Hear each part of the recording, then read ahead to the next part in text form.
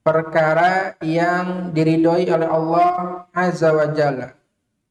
Wajtinabi maka na'indallahi muskhiton, dan meninggalkan ketaatan kepada mereka, yaitu meninggalkan ketaatan kepada ulil amri pada hal-hal yang dimurkai oleh Allah Subhanahu wa taala. Wa tarkul khuruj, berikutnya, dan meninggalkan sikap khuruj. Sikap khuruj itu maksudnya adalah sikap menentang kekuasaan ulil amri, ya, alias memberontak. Meninggalkan khuruj inda ta'addihim, ya.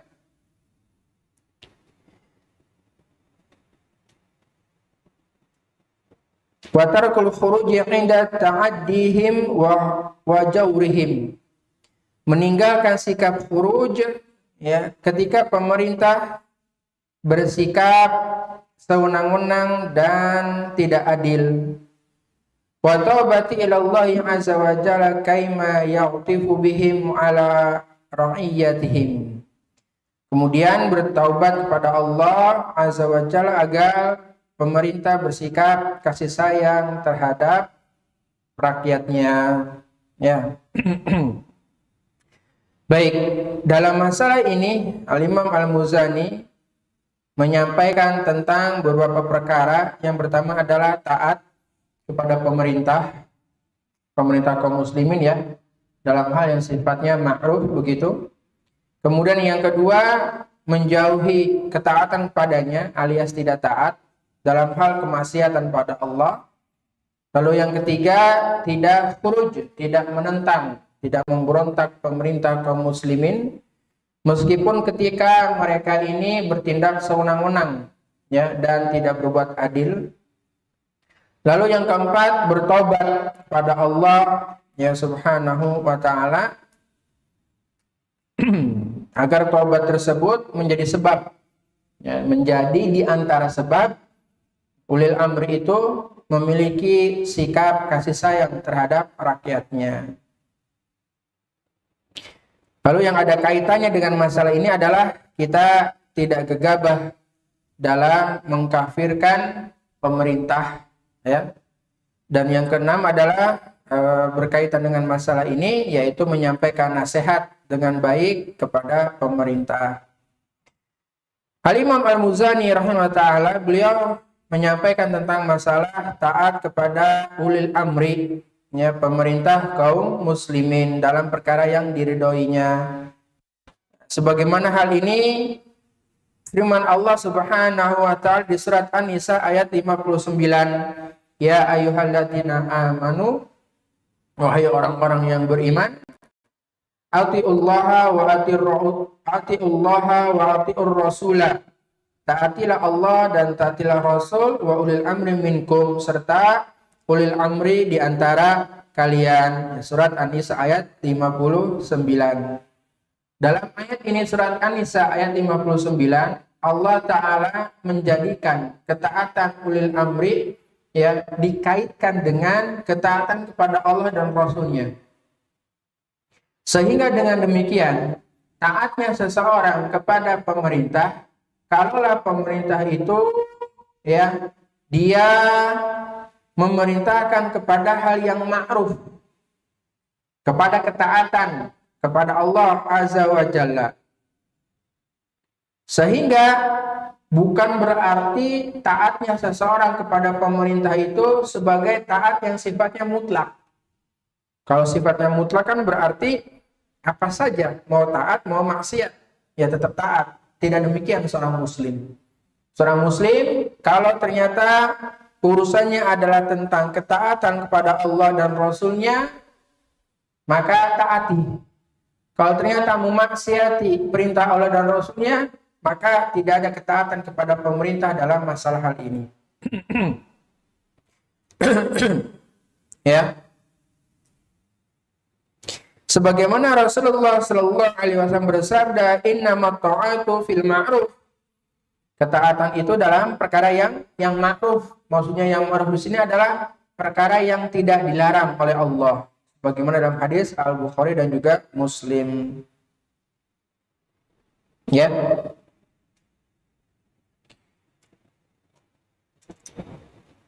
Kemudian Imam Al-Muzani mengatakan dan meninggalkan ketaatan kepada ulil amri pada hal yang dimurkai oleh Allah Ta'ala, sebagaimana sabda nabinya sallallahu alaihi wasallam, la ta'ata li makhluqin fi ma'siyatillahi azza wa jalla. Tidak ada ketaatan kepada makhluk dalam hal bermaksiat Allah azza wa jalla. Ya, hadis riwayat Muslim, dan hadis ini sesuai dengan syarat Al-Bukhari dan Muslim. Maaf, hadis riwayat Ahmad. Hadis ini sesuai dengan syarat Al-Bukhari dan Muslim. Artinya berarti sahih. Ya. Dan Rasulullah sallallahu alaihi wasallam bersabda, "As-sam'u wa ta'atu 'alal mar'il muslim fima ahabba wa kariha ma lam yu'mar bi ma'siyatin. Fa idza umira bi ma'siyatin fala sam'a wa la ta'ah." Bersikap mendengar dan taat kepada pemimpin adalah wajib atas setiap muslim dalam perkara yang dia sukai ataupun dia benci, selama bukan pada perintah yang sifatnya maksiat. Faidah bimaksiatin, kalau perintahnya itu berupa kemaksiatan, maka ya fala sam'a wala ta'ah, tidak ada sikap mendengar dan taat. Hadis riwayat Al-Bukhari dan Muslim. Ya. Baik.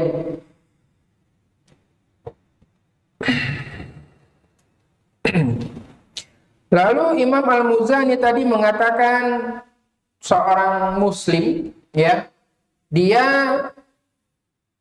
tidak boleh melakukan khuruj, tidak boleh menentang kekuasaan pemerintah kaum muslimin.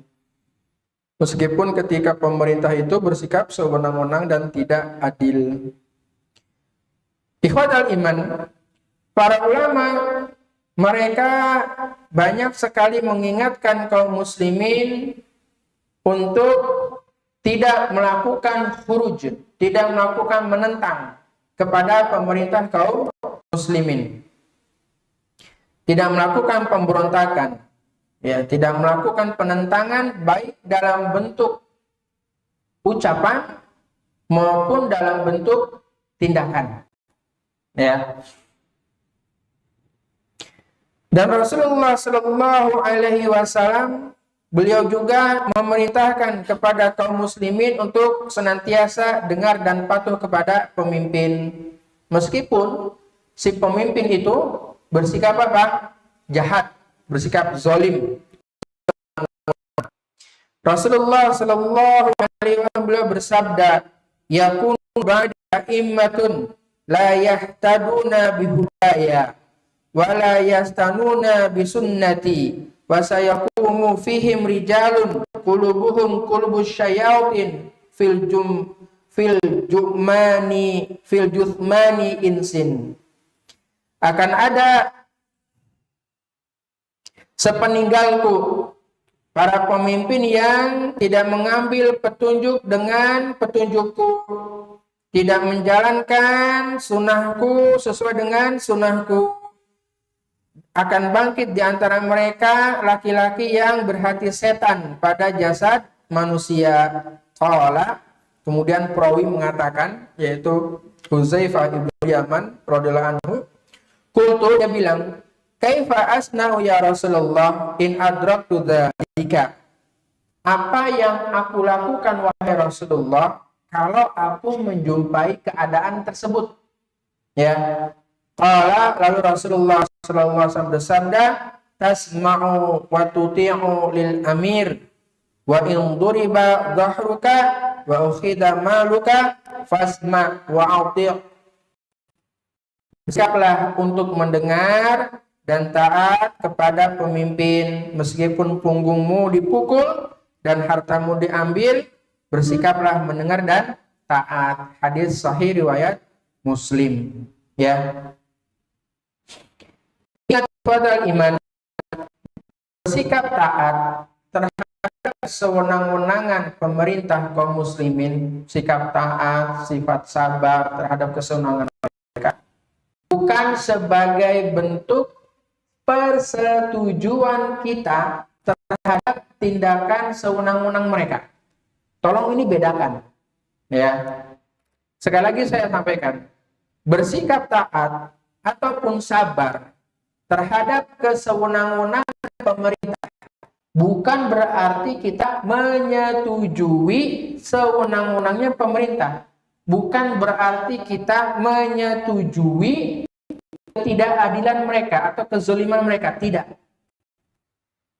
Lantas apa? Ya. Terus ngapain kita sabar kalau kayak gitu? Ngapain kita taat? Ya. Tujuannya adalah sebagai apa? Sebagai upaya mencegah mudorot yang lebih besar. Ya. Tujuannya itu. Dimana kalaulah seseorang tidak bisa bersabar terhadap kezaliman pemerintah, lalu dia melakukan khuruj kepada pemerintah, baik dengan ucapan atau dengan tindakan. Pemerintah itu punya alat, ya, punya perangkat. Artinya adalah mereka punya alat untuk bisa, bahasa gampangannya ya, membungkam dan menciduk siapapun yang bertentangan dengan mereka, dengan pemerintah. Kalaulah itu terjadi, niscaya akan ada mudarat pada diri seseorang.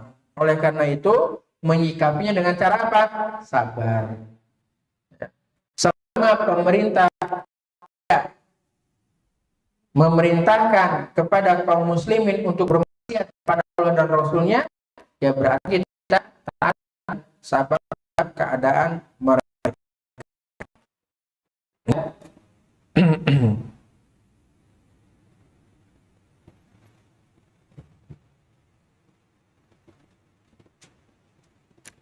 Ketaatan ini ikhwatal iman disebut dengan ulil amri.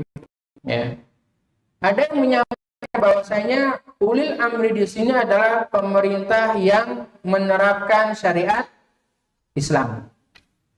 Kita katakan benar.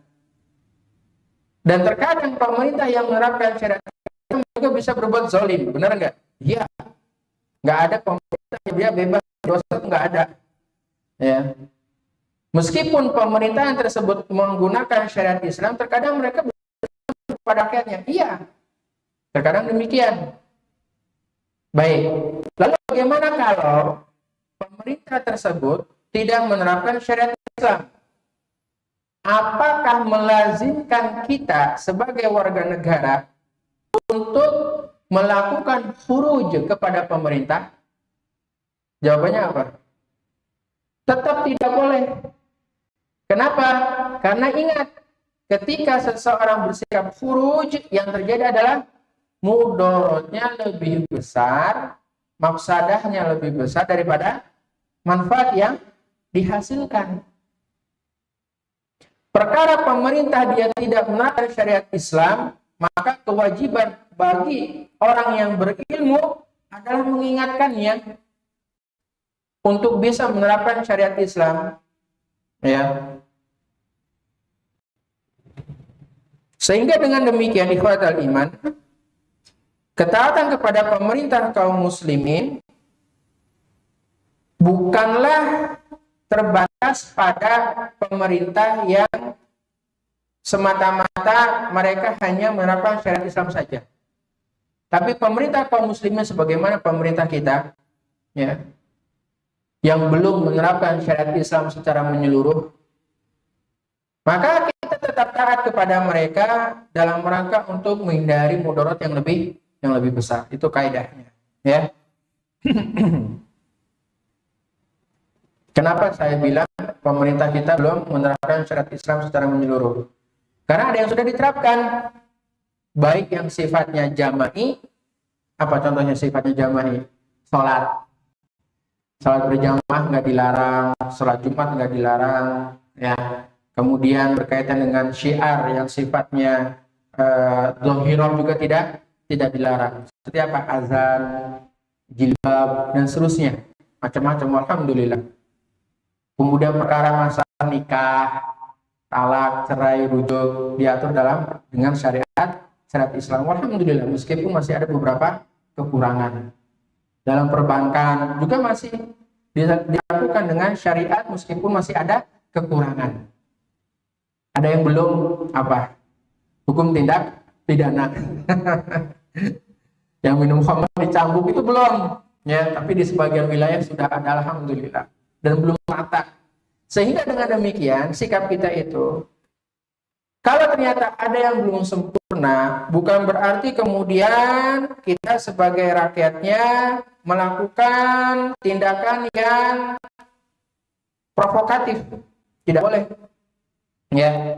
Kalau ada yang belum sempurna, kita doakan agar bisa sempurna, dan kalau kita punya kemampuan, maka lakukan kesempurnaan tersebut dengan cara-cara yang diatur.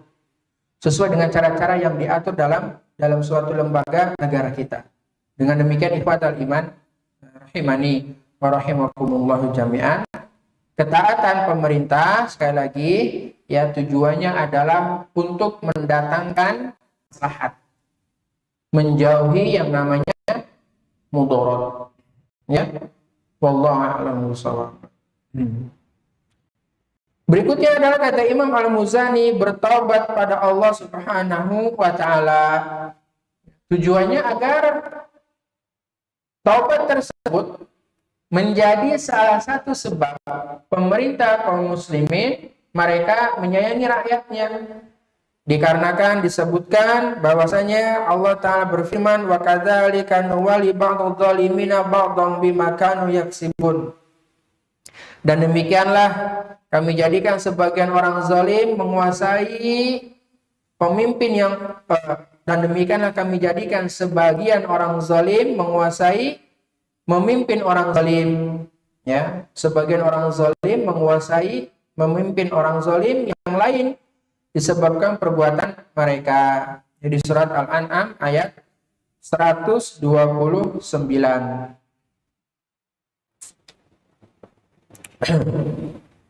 Lalu sahabat Nabi Ibnu Abbas ya radhiyallahu anhu beliau mengatakan, idza radhiyallahu an qaumin wala amrahum khayarahum, idza sakhitallahu ala qaumin wala amrahum syirarahum. Jika Allah meridai satu kaum, Allah akan jadikan pemimpin untuk mereka adalah dari orang-orang yang terbaik di antara mereka. Jika Allah murka pada satu kaum, Allah jadikan pemimpin mereka adalah orang yang terburuk di antara mereka. Ala kulli hal, maksudnya adalah bahwasanya pemimpin itu dia muncul dari rakyat yang dipimpinnya, begitu. Kalaulah rakyatnya jelek, maka yang muncul adalah pemimpin yang jelek, begitu maksudnya. Kalau rakyatnya baik, maka yang muncul adalah pemimpin yang baik, seperti itu maksudnya. Oleh karena itu, bertobat itu diperlukan. Ya, bertobat itu diperlukan dalam rangka untuk mendatangkan kebaikan, ya.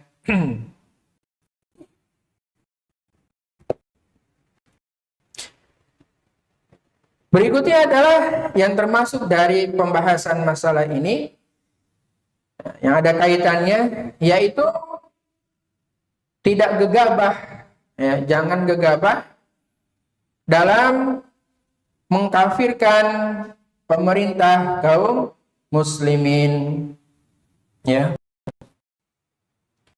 Karena Rasulullah Shallallahu Alaihi Wasallam beliau telah memerintahkan kaum muslimin untuk benar dan taat serta tidak mencabut ketaatan secara mutlak kepada pemimpin.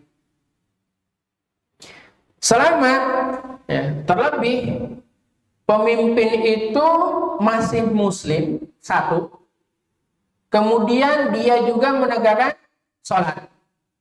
Ya, ini dia, dua. Ya, muslim, kemudian masih menegakkan apa? Sholat. Maka tidak boleh gegabah, tidak boleh sembarangan dalam mengkafirkannya. Dalam sebuah hadis dari Ubadah bin Samit radhiyallahu anhu, ya, disampaikan bahwasanya bayana ala sam'i wa ta'ati fi manshatina wa makrahina wa usrina saratan alaina wa an la nunazi'al amra ahluhu illa an kufran minallahi fihi burhan.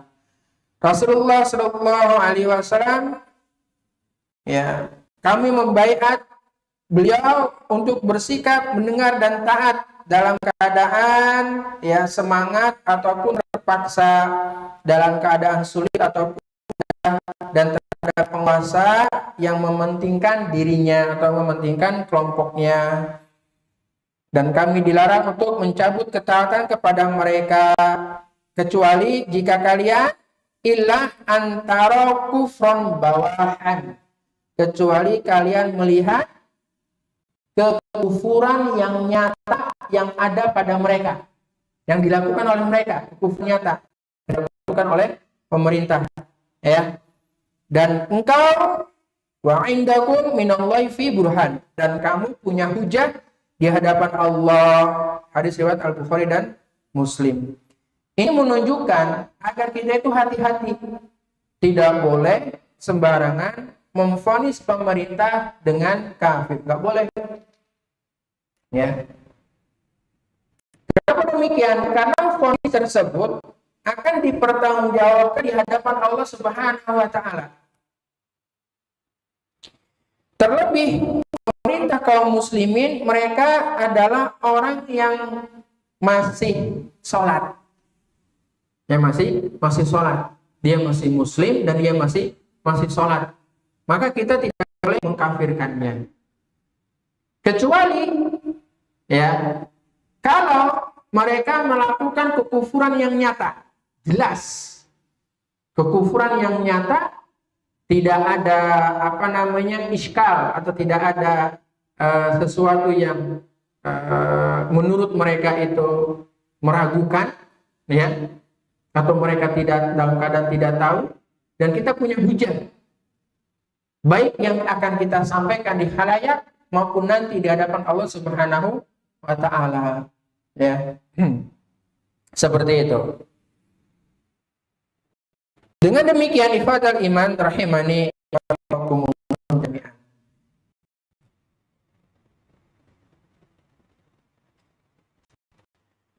Kita ambil contoh pada masa dinasti Abbasiyah,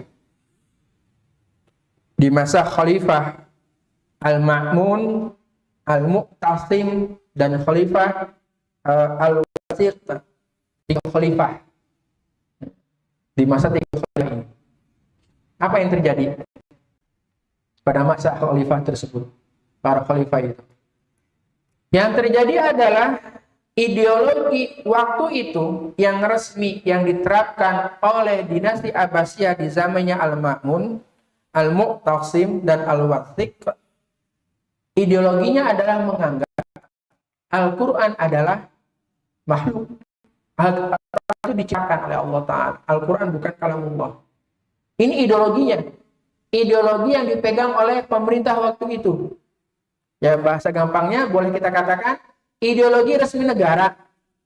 Karena barang siapa yang menentang ideologi Abbasiyah waktu itu, semuanya itu ditangkap, dipersekusi. Ya. Termasuk Al-Imam Ahmad bin Hanbal rahimahullah ta'ala. Dan Imam Ahmad bin Hanbal serta para ulama lainnya, mereka itu bertentangan dengan ideologi Abbasiyah yang diambil atau yang dicetuskan oleh orang Mu'tazilah. Yang kemudian orang-orang Mu'tazilah ini mendekati pemerintah, ya, mendekati pemerintah, mempengaruhi pemerintah, sehingga kebijakannya muncul tuh ideologi itu. Al-Quran adalah makhluk. Barang siapa yang menentangnya, mereka ditangkap kemudian dipersekusi. Imam Ahmad bin Hanbal termasuk ulama yang menentang pemerintah waktu itu. Bahkan Imam Ahmad bin Hanbal nanti akan kita pelajari dalam kitab beliau Ushul Sunnah. Imam mengatakan, ya,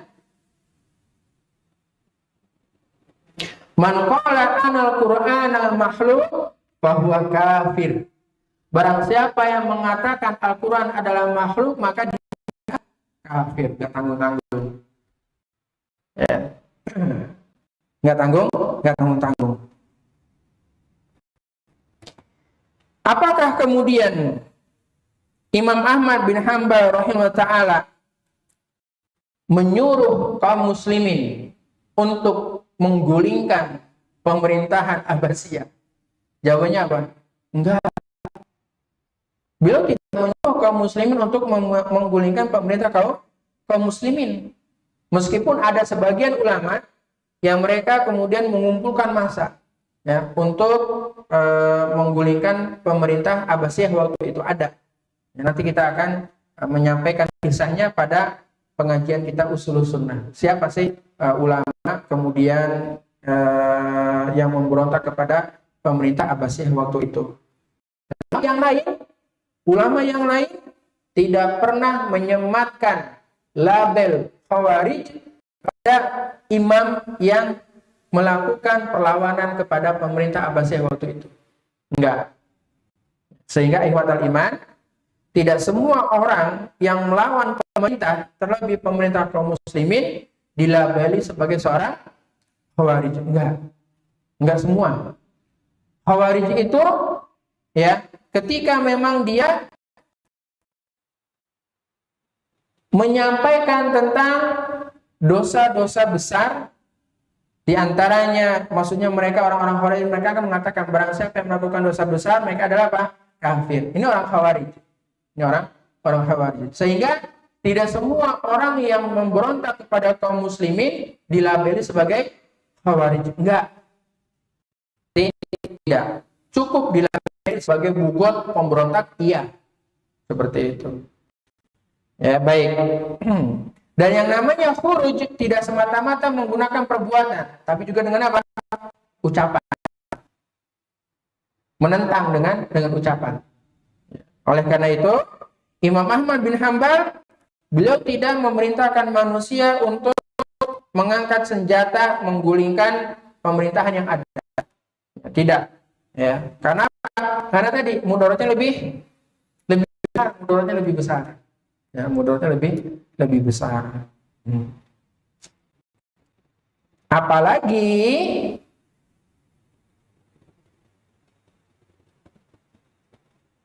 orang-orang ketika itu, maksudnya pemerintahnya maupun orang-orang yang ada di lingkaran pemerintah, mereka punya syubhat dan juga penakwilan yang menyimpang terhadap suatu perkara.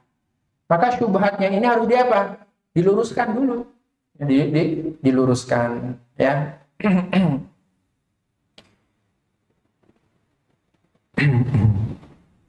Oleh karena itu tidak boleh ya kita mengkafirkan pemerintah kaum muslimin. Baik, ini panjang sebenarnya kalau kita mengupas ya. Kapan-kapan kita akan mengupas masalah ini. Ikhwatal iman rahimani wa rahimakumullahu jami'an. Terus apa yang kita lakukan ketika kita melihat pemimpin kaum muslimin berbuat zalim? Ya. Yang kita lakukan adalah sebagaimana dalam hadis riwayat Muslim dan juga Abu Dawud dari Abu Ruqayyah Tamim bin Aus Ad-Dari radhiyallahu anhu, anna Nabiyya sallallahu alaihi wasallam qala ad-dinun nasihah. Agama adalah nasihat. Sebanyak 3 kali beliau mengatakan. Terus para sahabat mengatakan, buat siapa wahai Rasulullah? Lalu Rasulullah sallallahu alaihi wasallam menyampaikan, walillahi wal kitabihi wal rasulihi wal a'immatil muslimin wa ammatihim. Nasihat untuk Allah, kitabnya, rasulnya, untuk pemimpin kaum muslimin dan seluruh kaum muslimin secara umum. Yang dimaksud dengan nasihat untuk Allah bukan berarti kita menceramahi Allah, bukan berarti kemudian kita menasihati Allah, enggak. Maksudnya adalah menasihati Allah Subhanahu wa taala dengan menegakkan syariatnya, dengan menjalankan ketaatan kepadanya. Wali kitabihi, dan nasihat untuk kitabnya, maksudnya adalah kita menerapkan, menjalankan apa-apa yang ada dalam Al-Quranul Karim. Begitu pula yang dimaksud dengan nasihat untuk Rasulnya. Lalu wali a'immatil muslimin, untuk pemimpin kaum muslimin. Nah, maksudnya adalah, kata Imam An-Nawawi, nasihat untuk pemimpin kaum muslimin maksudnya adalah satu, menolong mereka untuk senantiasa di atas kebenaran. Ya.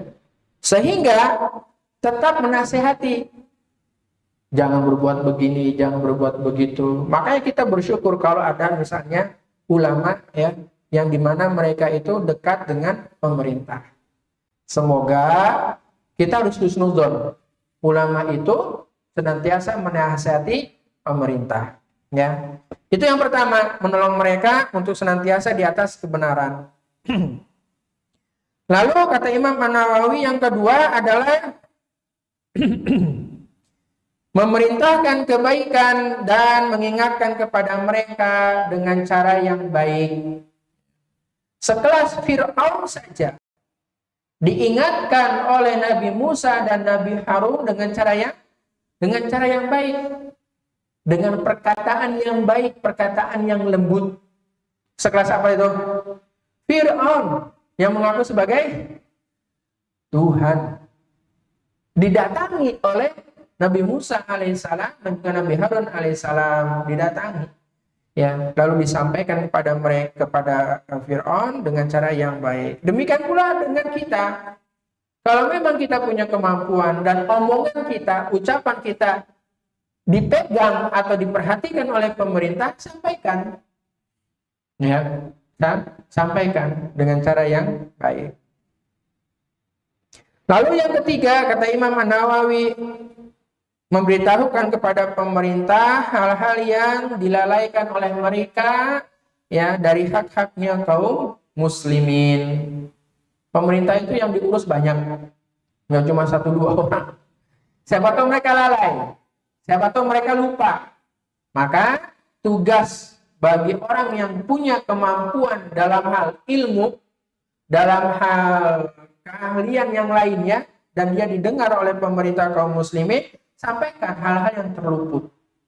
Ya, sampaikan hal-hal yang terluput.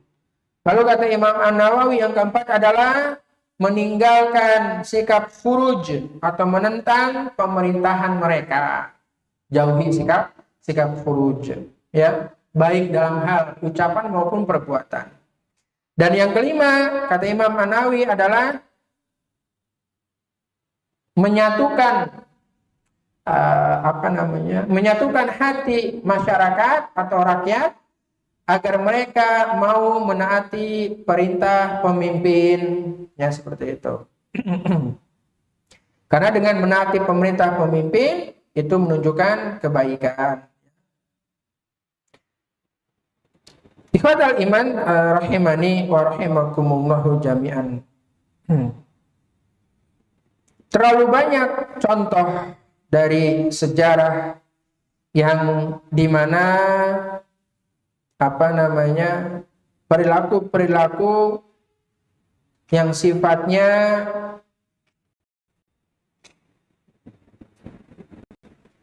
bermaksiat atau berbuat khuruj, kepada pemerintah kaum muslimin. Ya, baik dalam sejarah yang sudah kita ketahui bersama. Dan itu semua ujung-ujungnya adalah akan ada darah kaum muslimin yang tertumpahkan. Ingat, disampaikan rusaknya dunia itu masih mending daripada terbunuhnya satu orang muslim. Ya, ini dia, ya.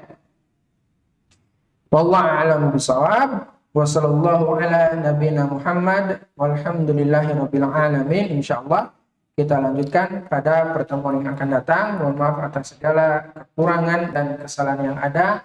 Kita tutup subhanakallahumma wa bihamdika asyhadu alla ilaha illa anta. Assalamualaikum warahmatullahi wabarakatuh.